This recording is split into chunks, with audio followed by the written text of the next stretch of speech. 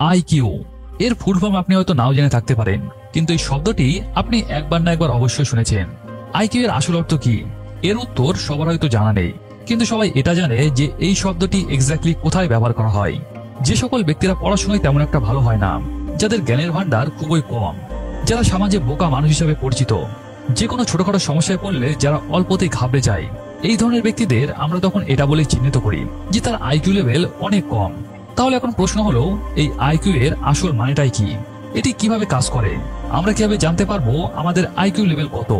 এবং এটি যদি কম হয় তাহলে কোন উপায়ে এই লেভেলকে বাড়াতে হয়? এইরকম অনেক প্রশ্নই আমাদের প্রত্যেকের মনেই জেগে ওঠে। বেশিরভাগ লোকেরা এটাই মনে করে চলে যে যারা বেশি বই পড়ে, যারা বেশি শিক্ষিত হয়, একমাত্র তাদের আইকিউ লেভেল অনেক বেশি হয়। কিন্তু আপনাকে এখানে বলে রাখি, এটি সম্পূর্ণ ভুল ধারণা। একজন কম শিক্ষিত ব্যক্তির আইকিউ লেভেল একজন বেশি শিক্ষিত ব্যক্তির চেয়েও অনেক বেশি হতে পারে, কারণ আইকিউ আপনার যুক্তি বিচার, উপস্থিত বুদ্ধি এবং বিভিন্ন প্রকার সমস্যা সমাধানের ক্ষমতা প্রদর্শন করে। আপনি যে কোনো ইনফরমেশনকে ব্যবহার করে পুরো লজিকের সাথে কিভাবে সমস্যার সমাধান করেন, এই প্রক্রিয়ার মাধ্যমে জানা যায় যে আপনার আইকিউ লেভেল কত। অর্থাৎ যার আইকিউ লেভেল যত বেশি হবে তার প্রবলেম সলভ করার ক্ষমতাও তত বেশি হবে। এখন আপনার যদি মনে হয় যে আপনার আইকিউ লেভেল খুবই কম এবং এটি বাড়ানোর প্রয়োজন, তাহলে এর জন্য আপনি এই ভিডিওটি মনোযোগ সহকারে শেষ পর্যন্ত দেখতে থাকুন, কারণ আজকের এই ভিডিওটিতে আমরা প্রথমে দেখব কিভাবে আমরা জানতে পারবো আমাদের আইকিউ লেভেল কত, এবং তারপরে জানবো ঠিক কোন কোন উপায়গুলিকে অবলম্বন করলে আমরা আমাদের আইকিউ লেভেলকে আরো বাড়াতে পারবো। চলুন তাহলে শুরু করা যাক। তো প্রথমে আমরা দেখব কিভাবে আমরা জানবো আমাদের আইকিউ লেভেল কত। একজন ব্যক্তির আইকিউ লেভেল কত সেটি জানার জন্য ওই ব্যক্তিকে বিভিন্ন ধরনের টেস্ট বা পরীক্ষা দিতে হয়, এবং এই পরীক্ষাগুলি থেকেই প্রাপ্ত স্কোরের ভিত্তিতে তার আইকিউ লেভেল নির্ধারণ করা হয়। যদি আমরা গড় বা এভারেজ স্কোরের কথা বলি, তাহলে এটি 100 এর কাছাকাছি হয়। 100 এর নিচে এবং 100 এর উপরের স্কোরগুলি বিভিন্ন ক্যাটাগরিতে ভাগ করা হয়ে থাকে। যেমন ধরুন, যদি আপনার আইকিউ লেভেল 115 থেকে 130 এর মধ্যে হয়, তাহলে আপনার আইকিউ গড় বা এভারেজ হিসেবেই ধরা হবে। যদি আইকিউ লেভেল 145 থেকে 160 এর মধ্যে হয়, তাহলে বুঝতে হবে আপনার কাছে গড গিফটেড ইন্টেলিজেন্স আছে।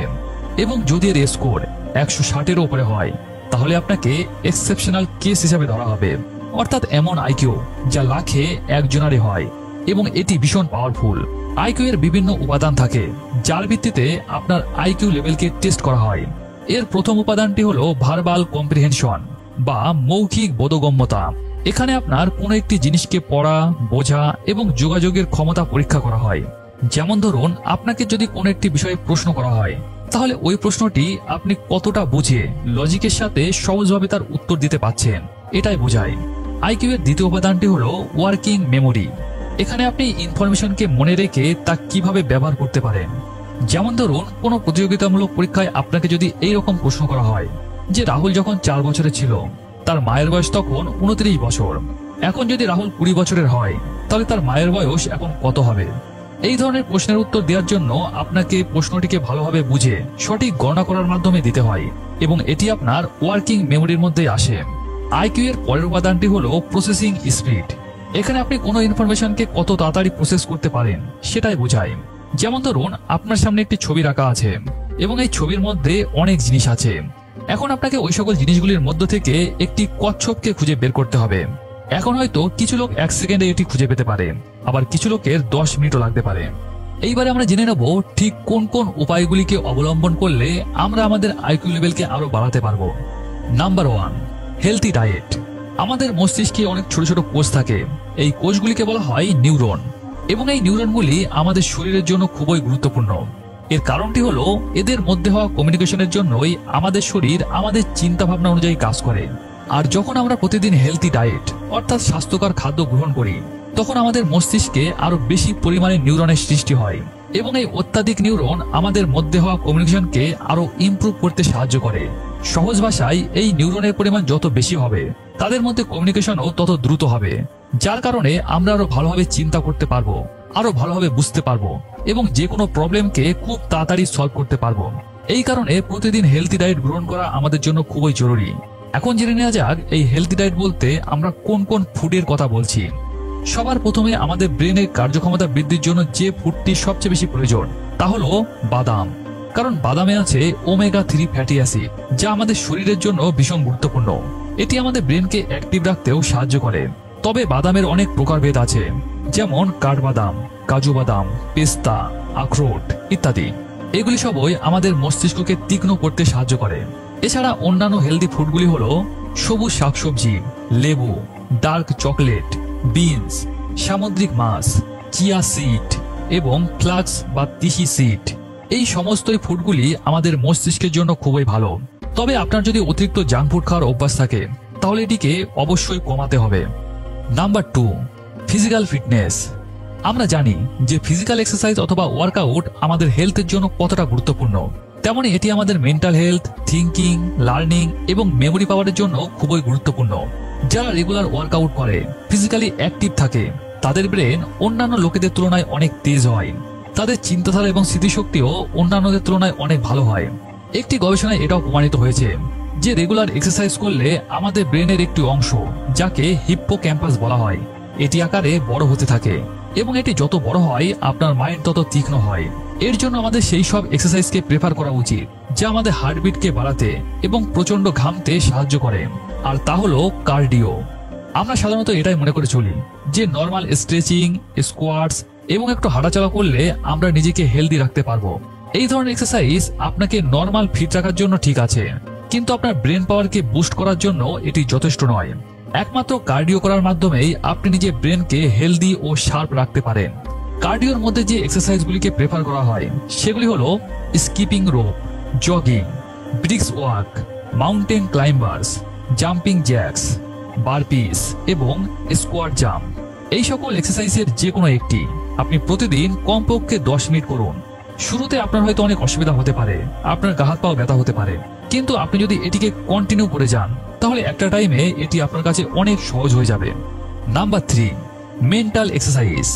ফিজিক্যাল এক্সারসাইজ যেমন আমাদের বডি ও মাইন্ডকে হেলদি রাখে, তেমনি মেন্টাল এক্সারসাইজ আমাদের ব্রেনের গ্রোথ ও ডেভেলপমেন্টেও সাহায্য করে।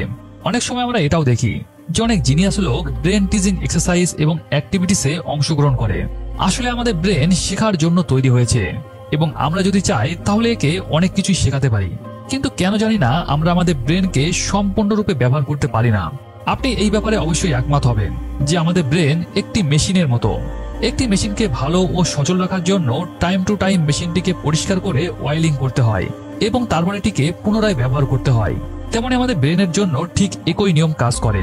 পুষ্টিকর খাবার গ্রহণের মাধ্যমে আমরা যেমন ব্রেনকে হেলদি রাখি, কিন্তু আমরা এর প্রপার ইউটিলাইজ করতে পারি না। তবে এমন নয় যে আমরা যদি কোনো কিছু না ভাবি বা না করি তাহলে আমাদের ব্রেন কাজ করে না। যদি এমনই হতো তাহলে আমরা ঘুমের মধ্যেও হাত পা নাড়াতে পারতাম না। অর্থাৎ আমাদের ব্রেন সকল সময় কাজ করে, কিন্তু কেবলমাত্র আমাদের শরীরটা চালানোর জন্যই আমরা আমাদের ব্রেনকে ব্যবহার করি না। নতুন চিন্তাধারা এবং নতুন কিছু শেখার জন্যও আমরা আমাদের ব্রেনকে ইউজ করি। যদি আমরা আমাদের ব্রেনকে কোনো চ্যালেঞ্জই না দেই, তাকে দিয়ে নতুন কোনো কিছু করতে বাধ্য না করি, তাহলে আমাদের ব্রেন প্রচন্ড আলসি হয়ে যায়। তাই আপনি যদি নিজের আইকিউ লেভেল বাড়াতে চান তাহলে প্রতিদিন নিজেকে চ্যালেঞ্জিং যুক্ত কাজ দিন। এমন কাজ যে কাজ করতে আপনার প্রচন্ড ভাবতে হয় এবং 100% ফোকাসের প্রয়োজন হয়। এছাড়া আপনি ব্রেন অ্যাক্টিভিটির সাথে যুক্ত বিভিন্ন গেম খেলতে পারেন, বিভিন্ন পাজেল সলভ করতে পারেন। Number 4, quality sleep. একটি ভালো ঘুম এবং আপনার মেমোরি পাওয়ারের মধ্যে একটি দৃঢ় সম্পর্ক আছে। রাতের বেলায় আপনার যদি ভালো ঘুম না হয় কিংবা আপনি কম ঘুমান তাহলে এটি আপনার ফিজিক্যাল এবং মেন্টাল হেলথের জন্য খুবই ক্ষতিকর। আমরা এর আগের পয়েন্টটি জেনেছি যে আমাদের মস্তিষ্কের ভিতরে যে কোষ থাকে, যাকে আমরা নিউরন বলি, এই নিউরনগুলির মধ্যে হওয়া কমিউনিকেশনের কারণেই আমরা জিনিসগুলিকে মনে রাখতে পারি। কিন্তু যখন আমরা পর্যাপ্ত পরিমাণে ঘুমাই না, তখন এই নিউরনগুলির কার্যক্ষমতা ধীরে ধীরে কম হতে থাকে এবং এদের মধ্যে হওয়া দুর্বল কমিউনিকেশনের কারণেই আমাদের স্মৃতিশক্তি দুর্বল হতে থাকে। এই কারণে আমাদের প্রত্যেককেই কোয়ালিটি স্লিপ মেনটেন করা জরুরি। আপনি এটাও লক্ষ্য করে থাকবেন, যেদিন রাতে আপনি পর্যাপ্ত পরিমাণে ঘুমান না, তার পরের দিন আপনি খুব দুর্বল অনুভব করেন। আপনি আপনার কাজে পুরো ফোকাস করতে পারেন না, প্রচন্ড বিরক্ত অনুভব করেন, আপনার চোখ মুখ জ্বালা করতে থাকে। এই কারণে প্রতিদিন 6 থেকে 8 ঘন্টা ঘুমের প্রয়োজন এবং যদি সম্ভব হয় তাহলে প্রতিদিন একই সময়ে ঘুমাতে যাওয়া এবং একই সময়ে ওঠার চেষ্টা করুন। এবং নাম্বার 5, কন্টিনিউয়াস লার্নিং। অনেকেই আছেন যারা এই রকম চিন্তাভাবনা নিয়ে চলেন যে পড়াশোনা এবং শেখাটা কেবল চাকরি পাওয়া পর্যন্ত, একবার চাকরি পেয়ে গেলে আর পড়াশোনা করার প্রয়োজন নেই। এই রকম চিন্তাভাবনা লোকেদের আইকিউ হয় এভারেজ অথবা তার নিচে হয়, কারণ কন্টিনিউ শেখার ব্যাপারটা যাদের মধ্যে নেই তারা কখনোই নিজের চিন্তাভাবনাকে ডেভেলপ করতে পারে না এবং নিজের আইকিউ লেভেলকেও বাড়াতে পারে না। এই কারণে শেখাটা খুবই গুরুত্বপূর্ণ। আপনি যদি চান যে আপনার আইকিউ লেভেল বাড়ুক তাহলে লার্নিংকে কখনোই না বলবেন না। আমাদের ব্রেন সকল সময় নতুন চ্যালেঞ্জ নিতে পছন্দ করে, তাই সর্বদাই নতুন কিছু শেখার চেষ্টা করুন। লার্নিং এর পিছনে আপনি নিজেকে যত ব্যস্ত রাখবেন, আপনার ব্রেন তত অ্যাক্টিভ থাকবে। আপনার যেসব বিষয়ে ইন্টারেস্ট আছে সেই সব বিষয়ের উপর বই পড়ুন, অনলাইন কোর্স করুন, বিভিন্ন ইভেন্টসে যোগদান করুন। দেখবেন এতে আপনার কমিউনিকেশন স্কিল, মেমোরি পাওয়ার এবং কনফিডেন্স লেভেল অনেক ডেভেলপ হবে।